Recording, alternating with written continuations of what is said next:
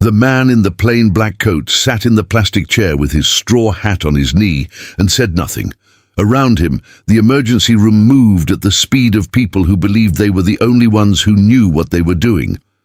Monitors beeped. A nurse called a code. 2 residents ran past him so close the wind touched his sleeve. He did not move. In 11 minutes, the doctor who had pushed him into the hallway would be standing aside. The security guard, who had been called to remove him, would be holding the door open, not to escort him out, but to let him through. Because the man they had dismissed, the one with the mud still drying on his boots, the one without a phone or a name tag or a single reason to be listened to, had built this wing, and the child was dying. 4 hours earlier, Lancaster County General sat where the farmland stopped pretending it could hold out against the strip malls. The building was new enough to smell like adhesive in the hallways, and old enough that the parking lot had already cracked in 2 places nobody had fixed. A helicopter pad on the roof that had been used once, an emergency department designed for 12 beds that regularly held 19. Eli Yoder had not been inside a hospital in 2 decades. He drove the buggy himself. Ruth Stoltzfus sat beside him with her jaw set the way it always was when she was in pain, but refused to say so. She was 63, and her right hip had been failing since the winter. She had agreed to see the English doctor only after Eli had told her, quietly, in the barn, where no one could hear him bargaining with a woman twice as stubborn as any horse he had ever broken, that he would drive her and sit with her, and they would be home before the evening milking. She had studied him a long time, the way she sometimes did, as if she were reading something behind his face that he hadn't offered. "You don't like hospitals," she said. It wasn't a question. "No," he said, "I don't." She didn't ask why. Ruth never asked why. That was why he trusted her more than anyone left alive. The waiting room was fluorescent and cold. A row of wooden chairs lined the far wall, the kind with flat armrests and slats that creaked when you shifted your weight. The same kind he had on his porch at home. Eli counted 7 people, a woman in scrubs eating a granola bar behind the admissions glass, a young father holding a baby against his chest, rocking on his heels, whispering something Eli couldn't hear, 3 teenagers with the dull, irritated expression of people who had been waiting longer than they'd been told they would, an older man asleep under his jacket. And in the far corner, an Amish woman, young, maybe 30, a girl on her lap, 8 or 9 years old, pale, breathing in small, shallow pulls. The woman's hand was on the girl's forehead. Her lips were moving, not speaking. Praying. Eli sat down. He placed the straw hat on his knee and folded his calloused hands over it. He noticed the child's breathing first, before the mother, before the nurse, before anyone in the room who was paid to notice. He had been Eli Yoder for 20 years. Before that, he had been Dr. Elijah Yoder, board-certified in pediatric trauma surgery, chief of pediatric emergency surgery at a hospital larger than this one, published in journals whose names he had made himself forget. He had held hearts in his hands, small ones, the size of a fist you could close around entirely. He had been good at it. That was the problem. When you are good at something that kills children when you fail, the failures do not stay in the operating room. They follow you into the shower. They sit at the kitchen table. They wait at the bottom of every glass. Any family with her? Eli said to no one in particular, nodding toward the corner. The older man under the jacket stirred but didn't answer. He lost a girl, Clara, 7 years old. He did not lose her the way you lose a set of keys. He lost her the way a man loses his certainty that his hands are worth trusting. She had come in with a ruptured spleen from a car accident. Her mother's car, her mother's texting, her mother's scream in the corridor after. And he had done everything right, every step, every call, the blood pressure that would not stabilize. The second bleed they did not see on the scan until the only thing remaining to see was the bleed itself. He had done everything right, and she had died on his table, and her face had carried the same wide-set eyes as his son's face, and that was the night the hallway became longer than the room. He never went back, not to the operating room, not to the specialty, not to the name the journals knew. He had a cousin in Lancaster County. He had grown up adjacent to the community, close enough to know the rhythms, the silences, the weight of a day measured in labor and not in outcomes. He had always understood the logic of it. Build what you can hold, love what is near, leave the rest to God. After Clara, that logic was the only one that did not make him sick. His son had stayed with his mother in Philadelphia. Eli sent letters the first year. They were never returned and never answered, and after a while the silence on both ends became a kind of agreement that neither side had the words to renegotiate. Ruth Stoltzfus had been the one who vouched for him when he arrived. She had known what he was. She had studied his hands, surgeon's hands, still then, and said nothing about them for all the years since. "You keep looking at that child," Ruth said from beside him now, her voice low. He didn't answer. He learned to farm. He learned to shoe horses and frame barns and sit through 3-hour church services in a language that was not his first but became his truest. He married a woman from the community. He lost her to pneumonia 6 years later. Plain community, no ventilator.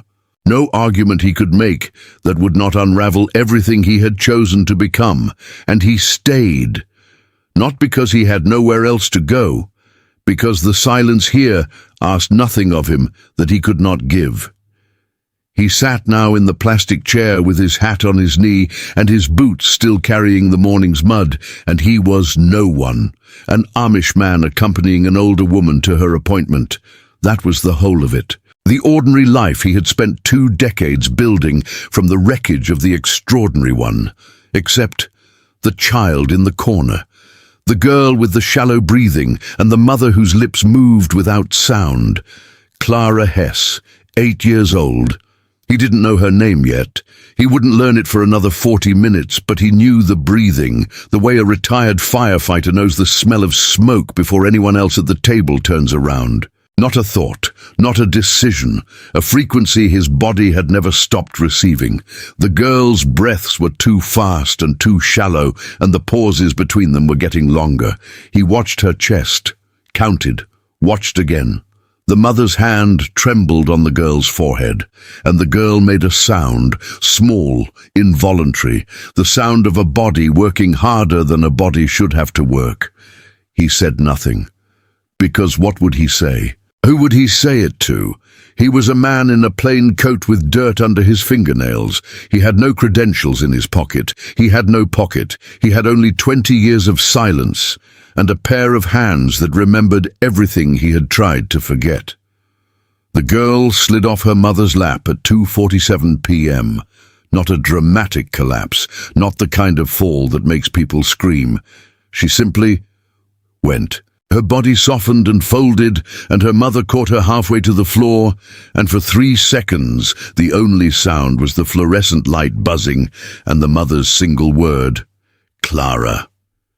Eli was standing before he knew he had moved. He crossed the room in 4 steps and knelt beside the girl and put 2 fingers against her neck and knew. No pulse, or a pulse so faint it was the memory of a pulse already leaving. Her lips were blue-gray. He tilted her chin, checked the airway, blocked. He turned her, cleared it, felt the small muscles of her jaw go slack under his thumb. He raised his eyes to the admissions window. "She's in cardiac arrest. I need the crash cart and someone who can push epi, now." The nurse behind the glass stared at him, at the black coat, the suspenders, the straw hat he had dropped on the floor beside his knee, the mud. "Sir, are you a family member? She has no pulse. I need the cart." The nurse picked up the phone. That was something, but she called security first. The door to the ER swung open, and Dr. Marcus Webb came through it the way men come through doors when they believe the situation belongs to them. Mid-40s. Tall. the kind of competence that announces itself before it performs. He saw the child on the floor. He saw Eli's hands on the child's chest. He saw the coat and the boots and the dirt and the hat, and every conclusion he drew was visible on his face before he spoke. "Sir, step back, please. She needs—" "Sir." Webb's hand was on Eli's shoulder now, not hard, but deliberate. "The way you move a piece of furniture. I understand you're concerned, but you don't understand what's happening here, and I need you to let us work." He said it in front of 4 nurses, 2 residents, the child's mother, who was on her knees now with her daughter's hand in hers, a security guard who had arrived 40 seconds after the wrong call. Eli felt the weight of the hand on his shoulder. No one had laid a hand on him without permission since he'd joined the community. In the community, you do not lay hands on a man unless you are helping him lift something or holding him while he grieves. This was neither. This was a man moving something that was in his way. "I cleared her airway," Eli said, quiet, level. "The obstruction was posterior. Check it again, and you'll lose 30 seconds you don't have." Webb did not hear him, or heard him and chose the same thing as not hearing. He was already turning, already calling orders, already filling the room with the sound of authority. Eli stepped back. He picked up his straw hat from the floor. He held it in front of him with both hands, the way a man holds something when he has nothing else to hold. And he watched. He watched Webb check the airway, the same airway Eli had already cleared. He watched the resident fumble the pediatric pads, peeling the backing with fingers that shook. He watched the nurse call for equipment that was in the wrong drawer because someone had reorganized the ER station last month and never updated the labels. The monitor showed a flat green line, not flat because the rhythm was normal, flat because there was nothing left to measure. "Come on," Webb muttered. "Come on, come on." And the hat in Eli's hands was steady, and his face showed nothing, and the clock showed 2:51. Webb was good. That was the worst part. He was not incompetent. He was not lazy. He was a capable emergency physician, doing capable things in the correct order, and the child was dying anyway, because this was not a general emergency. This was a pediatric cardiac event with a presentation that mimicked one thing while being another entirely, and Webb was treating the thing it mimicked. And Eli knew, the way you know the sound of a word in a language you have not spoken in 2 decades, that Webb was 3 decisions away from losing her. The first epi went in, nothing. The second round, nothing. Webb called for atropine, and Eli closed his eyes because atropine was wrong, not dangerous, not malpractice, just wrong for this, for her, for the thing her heart was doing that the monitor could not show clearly because the leads were placed for an adult, and she was 8 years old and 61 pounds. Eli moved toward the door. "Sir." The security guard, young, apologetic. "I need you to stay in the waiting area. The leads are placed too wide for her body. He's reading artifact, not rhythm." The guard blinked. "I'm sorry." The monitor. The electrical pads on her chest. They're spaced for an adult. On a child that size, the signal bounces. He thinks he's reading her heart, but he's reading noise. She needs the leads repositioned, and she needs a pericardial echo before he pushes anything else. The guard studied him. The hat. The mud, the calm, calloused hands that hadn't moved once since the man started speaking. "Are you a doctor?" "I'm asking you to tell someone what I just said." The guard did not tell anyone. He moved Eli gently, again gently, into the hallway. The door closed. Through the narrow window, Eli could see the monitor, the flat line, Webb's hands working, the child's face grey against the white sheet. Ruth's voice came from behind him. She had come from the admissions area, limping, one hand on the wall. "Eli, they won't listen." "No," she said, "they won't." She eased herself into one of the hallway chairs, slowly. because of the hip. You knew before anyone in that room. He said nothing. You always know. Knowing isn't the same as being allowed to act. She folded her hands in her lap the way she did before she said something she'd been thinking about for a long time. The girl's name is Clara, she said. Eli's hands stopped. The straw hat in his grip creased where his thumb pressed too hard. 1 second, 2. He smoothed it, set it on his knee. Ruth watched him. I know what that name does to you, she said quietly, and I know what you did before you came to us. I have known since the day you arrived, and I have never spoken it, but that child is 8 years old, and she is going to die in that room. And the only person in this building who knows why is sitting in this hallway holding a hat. The first Clara had died on a Tuesday. He remembered that. Not the date, not the month, but the day. Tuesday. Because he had been supposed to take his son to a baseball game that evening. The boy was 9, the age when fathers are still the largest thing in the world. And he had promised, and the girl had come in at 3:15 p.m. with a ruptured spleen. And he had told his son he would be late, and then he had told his son he could not come, and then he had not called again because the blood would not stop and the numbers would not rise, and the girl's mother was in the corridor making the kind of sound that has no words in it, only the noise of a future being cancelled. He saved every child after her, 14 months, every single one. His hands did not fail again. But his hands were not the problem. The problem was that he could no longer stand beside a child's table without seeing Clara's face superimposed on the one in front of him. The problem was that competence without peace is just a slower kind of drowning. He had become the best version of a man he could not stand to be. So he left, not dramatically. No letter of resignation thrown on a desk, no confrontation with the department head. He simply stopped scheduling shifts. He let his license lapse.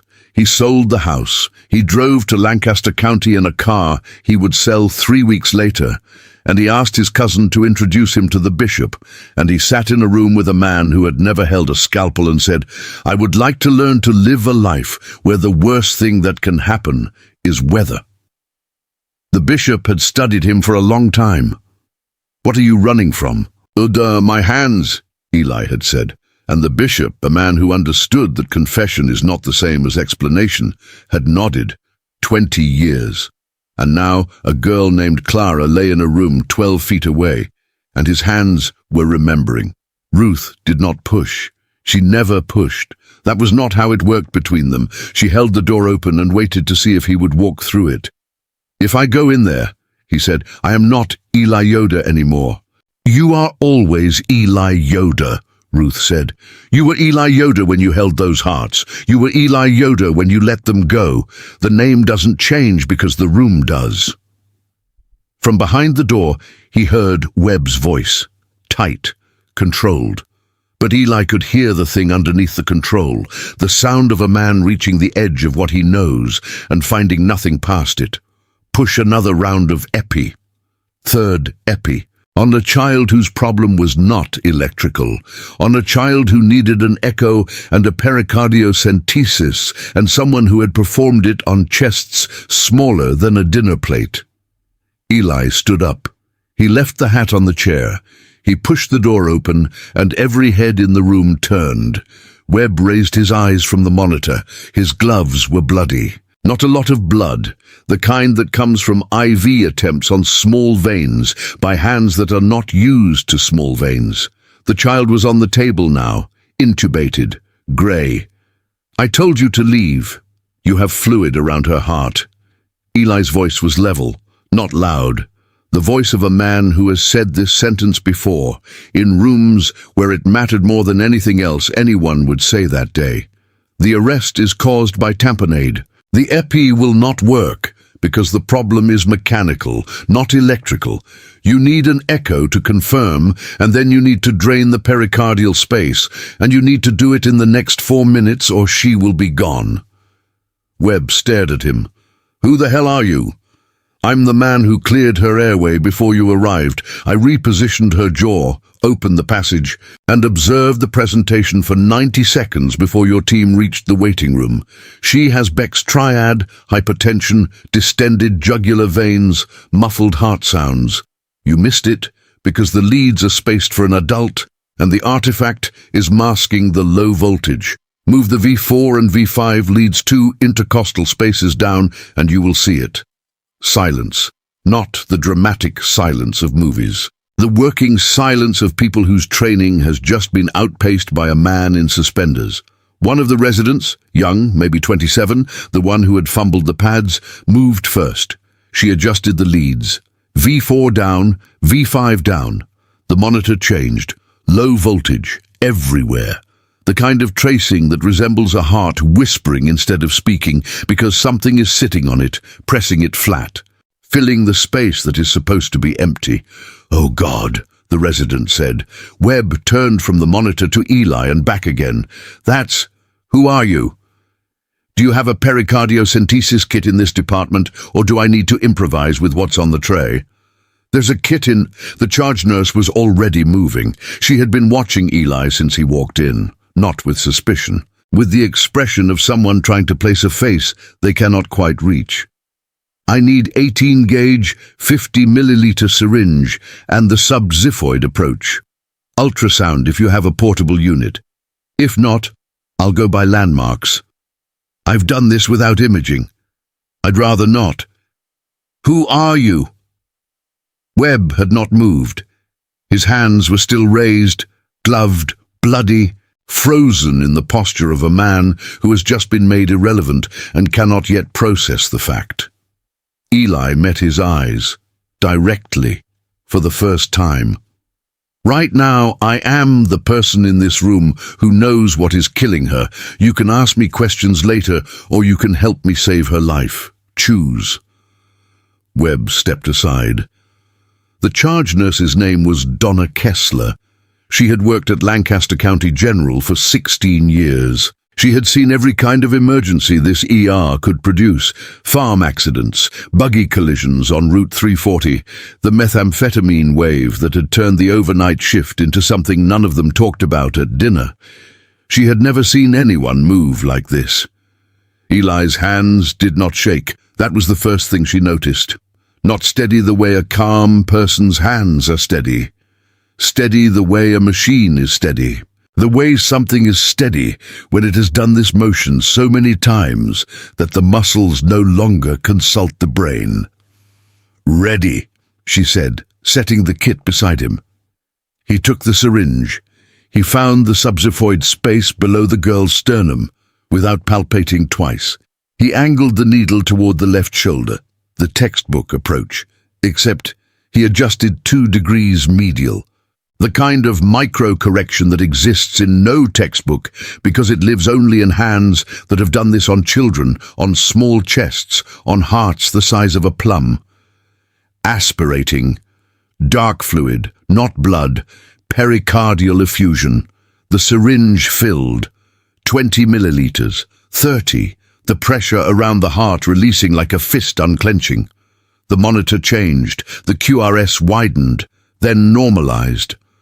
The rhythm that had been whispering began to speak. "She's converting," the resident said, and her voice cracked on the second word. Eli did not watch the monitor. He was watching the girl's face, the color returning, not all at once, not like a light switching on, but the way dawn comes through a window. Gradually, then undeniably. "I need a second syringe. She's going to drain more. And someone call PEDS cardiology. She'll need an echo in 30 minutes and a CT to find the source of the effusion. My guess is viral pericarditis that's been building for days. Check with the mother. She'll tell you the girls had chest pain for a week that everyone assumed was gas." He was right. The mother would confirm it. The chest pain, the week. The way Clara had pressed her hand against her ribs at night and said it felt like something was sitting on her. Donna Kessler went to the computer. She typed Yoda into the system because she needed to create a record of the intervention for liability purposes, and because something about the man's hands had been pulling at a thread in her memory since he had taken the syringe. The screen loaded. She stopped typing. Dr. Elijah Yoda. Board certified, pediatric trauma surgery, former chief of pediatric emergency surgery, Children's Hospital of Philadelphia. Published, she scrolled, 47 papers, co-developer of the Yoda-Haas protocol for pediatric pericardiocentesis. She found the line at the bottom of his file, donor, Lancaster County General Emergency Wing. Her chair swiveled slowly until she faced the room. Dr. Yoda? He was withdrawing the second syringe. 58 milliliters total. The girl's oxygen saturation had climbed to 94%. She was breathing on her own now, the tube still in, her fingers twitching, the first signs of a consciousness that would return fully within the hour. Dr. Yoda. Louder this time. You're on our board of directors. You built this wing. Webb heard it from across the room. He did not move. He did not speak. He stood with his bloody gloves and his capable hands, and the expression on his face was not anger or shame, but something worse, the slow, total understanding that he had put his hand on the shoulder of a man who had built the room they were standing in and pushed him into the hallway and told him he did not understand. Clara's vitals stabilized at 3:22 p.m., 35 minutes from collapse to stable rhythm. And eternity in a body that small, but she was breathing and the color in her face was real now, and when her mother leaned over the table and whispered her name, Clara's eyelids moved, not open, not yet, but moving, reaching for the surface. The mother's hand found Eli's sleeve. She did not grab it. She touched it the way you touch something sacred, lightly, as if pressing too hard would undo whatever Grace had just passed through. "Danke," she whispered. The word came out in Deutsch before she could reach for the English one, and that was how Eli knew she meant it. The body speaks the first language when the heart is too full for the second. He nodded. Once. Then he stepped back from the table. He studied his hands, the same hands that had held a syringe for the first time in 2 decades, the same hands that had found the subxiphoid space on a child's chest, the way a pianist finds middle C, without sight, without thought, without having played in all that time, and yet arriving exactly where the music lives. They were shaking now, not during, after. That was how it had always been. Steady when it mattered, broken when the work was done.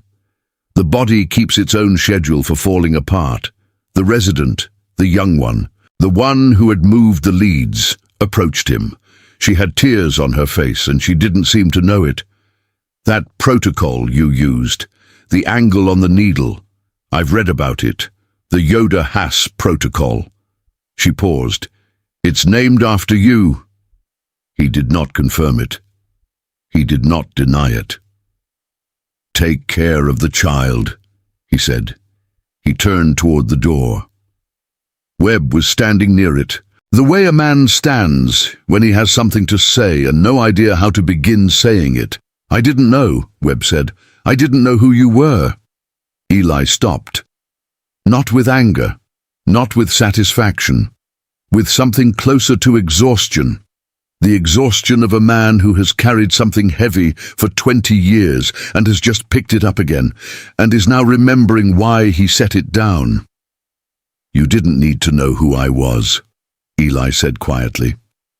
"You needed to listen to what I said." Webb opened his mouth, closed it. Nothing came.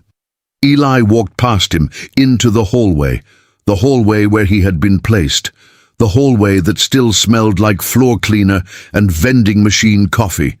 Ruth was sitting in the same chair, her hands folded, watching the door the way she watched everything, patiently, without expectation, but with full attention. "The child?" she said. "She'll live." Ruth nodded, once. The way she nodded when something she had already decided would happen had happened. Eli sat down beside her, slowly. Not because of injury, but because the effort of becoming someone he had stopped being, even for 35 minutes, had cost him something he could not name and was not sure he would recover. His straw hat was still on the chair where he had left it. He picked it up, turned it once in his hands, set it on his head. "Let's go home," he said. The hospital called 3 times in the following week. Eli did not have a phone. They called the community's shared line, the one in the wooden booth at the end of Miller Road, the one that rang into a space that smelled like old hay and motor oil, the one that someone would check once a day if they remembered. Bishop Troyer took the messages and walked them to Eli's farm on the 3rd day, when the English world showed no sign of stopping. The first call was from the hospital's legal department. They wanted to discuss the intervention for liability documentation. The second was from a reporter at the Lancaster Intelligencer Journal, who had heard that an Amish man had performed emergency surgery in the waiting room. The third was from the chief medical officer, who wanted to reinstate Eli's board privileges and organize a recognition ceremony. Eli read the 3 messages on the back porch.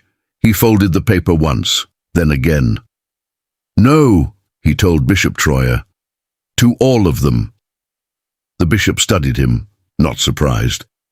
"The reporter will write the story without you. He can write what he wants. I won't be in it." The story ran anyway. A small piece, buried in the local section. "Amish man saves child in ER." No name. No one at the hospital would confirm it on the record, and the reporter could not find a photograph, because there were no photographs to find. The story lived for 2 days on the internet, and then it sank beneath the weight of everything else the internet carried. And that was fine. That was exactly right. What happened to Marcus Webb was quieter and less kind. The formal complaint was filed by Donna Kessler. Not by Eli. He had refused to participate, but Donna had witnessed the shoulder. She had watched a physician physically redirect a man who turned out to be the most qualified person in the building. She filed because that was what the protocols required when a patient's care was compromised by a provider's assumptions. And because she had been a nurse for 16 years and had learned that the moments you do not report are the ones that teach everyone the behavior is acceptable. Webb was removed from pediatric emergency rotation pending review. He was not fired. He was not destroyed. He was a capable doctor who had made a specific, visible, consequential error in judgment, the kind that lives in the space between what you see and what you assume. And the system responded the way systems respond. It noted the error, adjusted his scope, and moved on. He sent a letter to the community's address. 4 sentences. No excuses, no explanations dressed as apologies. Eli read it on the same porch where he had read the other messages. He folded it. He did not reply. Not out of cruelty. Out of the understanding that some debts cannot be settled with words, and trying to settle them only makes the debtor feel better while changing nothing for the one who was owed. Clara Hess went home 9 days after the arrest. Viral pericarditis confirmed. Treatable, curable. She would grow up. She would run again and climb again and press her hand against her chest sometimes and feel nothing but the ordinary beating of a heart that had been given back to her by a man whose name she would not learn until she was old enough to understand what it meant. Her mother brought a basket of bread and preserves to Eli's farm. She stood at the gate with the basket in both hands and tears on her face, and Eli came out and took the basket and said, "She is a strong girl. She would have fought for herself." The mother shook her head. "Not without you." He watched her walk back down the lane. Horseflies in the August heat. The smell of cut alfalfa from the field behind the barn. A dog somewhere, barking at nothing it could catch. He went inside. He put the bread on the table. He stood there for a moment, with his hands flat on the wood, the way a man stands when he is steadying himself against something that is not moving. 20 years he had carried the first Clara. He would carry this one too. Not the grief of losing her, the weight of having saved her, the knowledge that his hands still worked, that the thing he had buried was not dead, only sleeping, and that it had woken the moment a child's heart stopped, and it would not sleep as easily now. Some nights he would lie in the dark and feel the phantom pressure of the syringe against his palm, and he would open and close his fist until the feeling passed. And some nights it would not pass, and he would get up and walk to the barn and stand among the horses until his hands forgot again. He stepped onto the porch. The evening was coming, purple and gold along the ridge where the Stoltzfus farm met the tree line. A buggy was moving on the far road, too distant to identify, just the shape of a horse and a box, and a life being lived at the speed of the animal pulling it. Somewhere a screen door closed. A child laughed. The ordinary sounds of a world that did not know what had happened in the room, with the fluorescent lights and the flat green line. Eli sat down in the wooden chair. The one with the slat that had come loose in the spring. The one he kept meaning to fix and never did. The one that held him exactly the way it always had. Imperfectly, reliably, without asking anything in return. He set the straw hat on his knee. He studied his hands. They were still. The field stretched out ahead of him, familiar and foreign, the landscape of a choice he had made 20 years ago and was still making, every morning, every evening. Every time he decided not to pick up the thing he had set down. He thought of his son, briefly, the boy who was no longer a boy, the letters that had stopped, the silence that had calcified into something neither of them knew how to break. Another cost, another room he had walked out of. He did not know if he had chosen right.